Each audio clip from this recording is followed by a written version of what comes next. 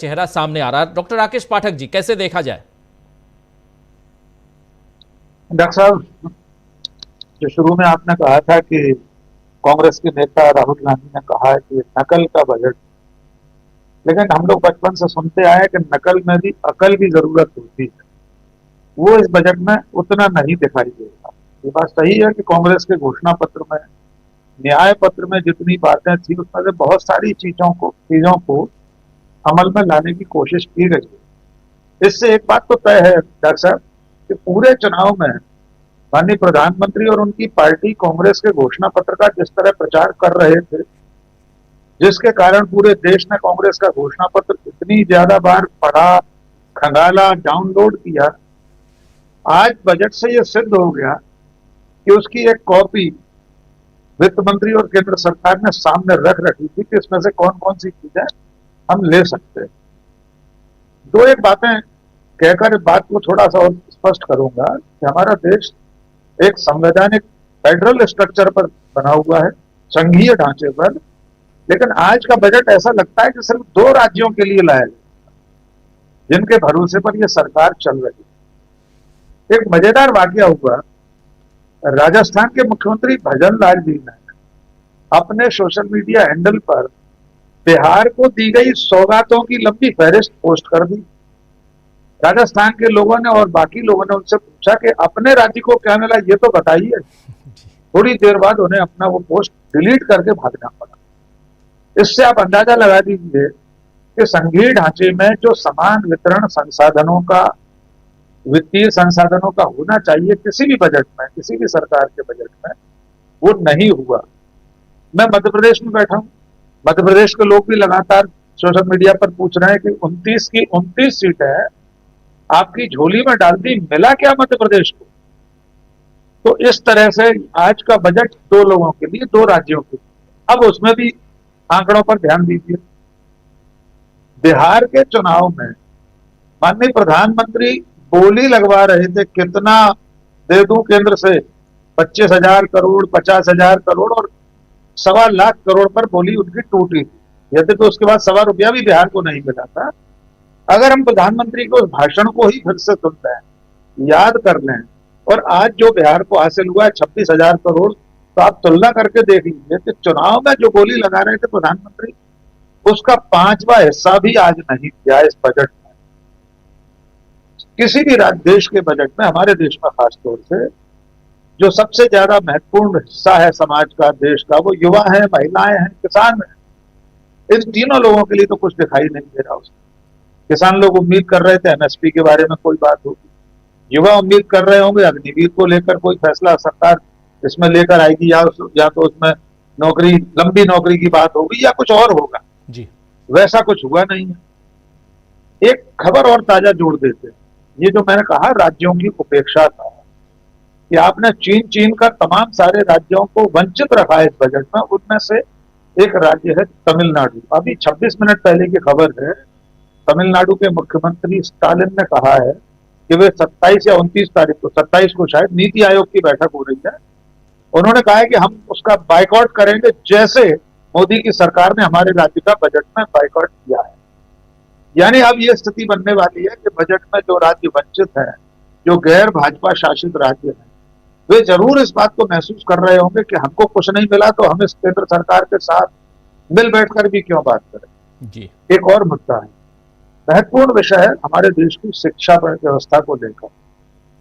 पिछले 20 सालों में 10 साल यूपीए की सरकार के और 10 साल एनडीए की सरकार, इसका आप तुलनात्मक अध्ययन करके देखेंगे तो लगेगा कि ये सरकार नहीं चाहती कि लोग शिक्षित हों, साक्षर हों, ताकि कल को सवाल न पूछने लगे।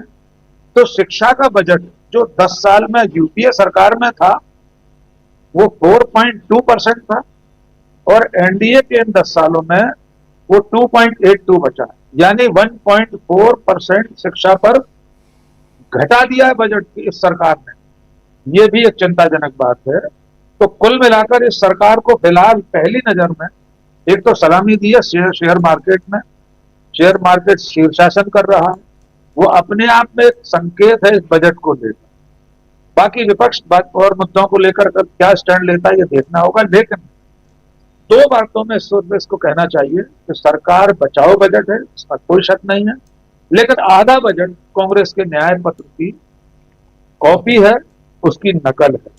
अब आगे और इसका विश्लेषण हम लोग करेंगे। जी बिल्कुल बिल्कुल बिल्कुल सही कह रहे हैं आप। और ये सरकार बचाओ का कितना असर पड़ेगा आने वाले समय में, और खासकर एनडीए सरकार पर, नरेंद्र मोदी के ऊपर, ये बहुत इंपॉर्टेंट है। ज़रा इसी बात को आगे बढ़ाते हैं। डॉक्टर राकेश पाठक जी, कैसे देखा जाए, और मध्य प्रदेश की चर्चा कर रहे थे शकील अख्तर जी। जी शकील साहब ने बहुत अच्छा मुद्दा सामने रखा है, उसको थोड़ा सा और विस्तार दे देते हैं। जो दो चौहान के अंतर की बात यहाँ मध्य प्रदेश में, भोपाल में, तमाम सोशल मीडिया में, ग्रुपों में चल रही है, शिवराज सिंह चौहान और नागर सिंह चौहान। नागर सिंह चौहान आदिवासी हैं, झाबुआ अलीराजपुर क्षेत्र से आते हैं, बहुत ही जमीनी कार्यकर्ता और नेता हैं। इसलिए न केवल वे विधायक हैं, मंत्री हैं, उनकी पत्नी भी सांसद है। शिवराज सिंह चौहान किरार समाज से आते हैं, नागर सिंह चौहान आदिवासी। भारतीय जनता पार्टी ये जोखिम नहीं ले सकती कि आदिवासी बहुल इलाकों में से इतने बड़े नेता की अनदेखी या उसकी नाराजगी को अफोर्ड कर सके। आज भी वे दिल्ली में है, दोनों पति पत्नी, और मजे की बात यह है कि उनकी धर्मपत्नी जो सांसद है, उन्होंने ये कहा है कि मैं अपने पति का अपमान बर्दाश्त नहीं कर सकती, मैं सांसदी से इस्तीफा दे दूंगी। और वे संसद के बजट सत्र में कल सदन में नहीं थी।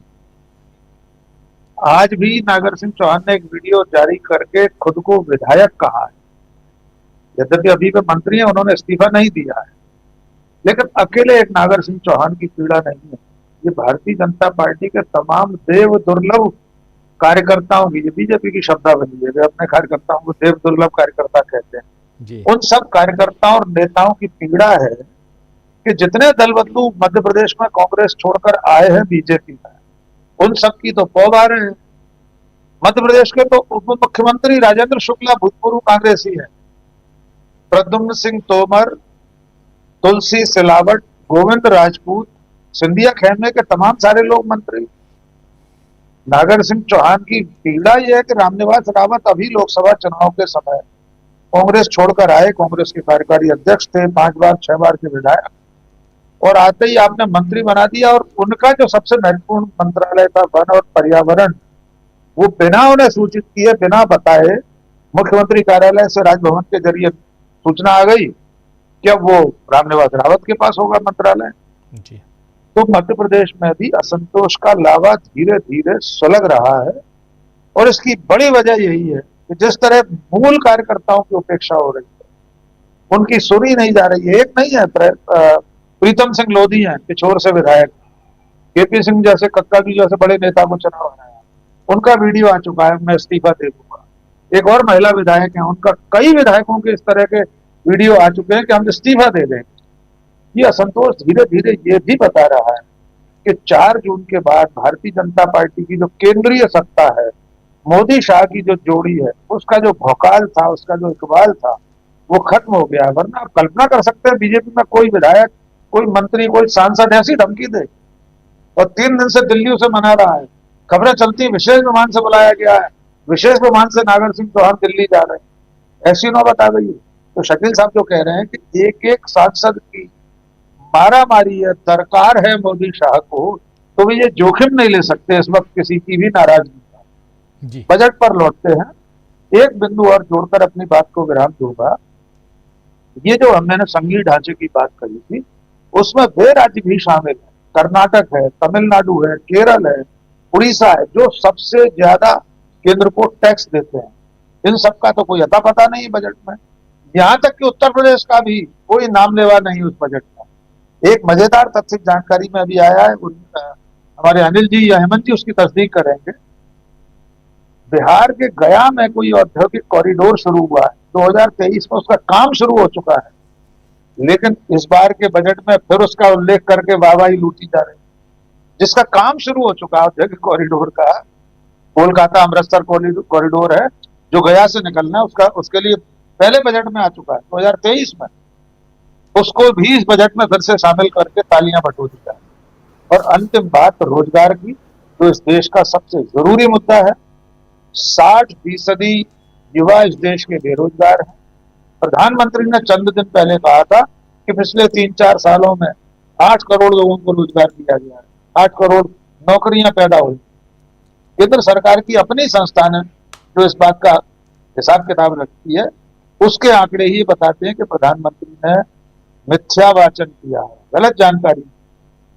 और अब इस बजट में भी फिर से सपना परोस दिया है कि 5 साल में 4.1 करोड़ लोगों को नौकरियां दी जाएंगी।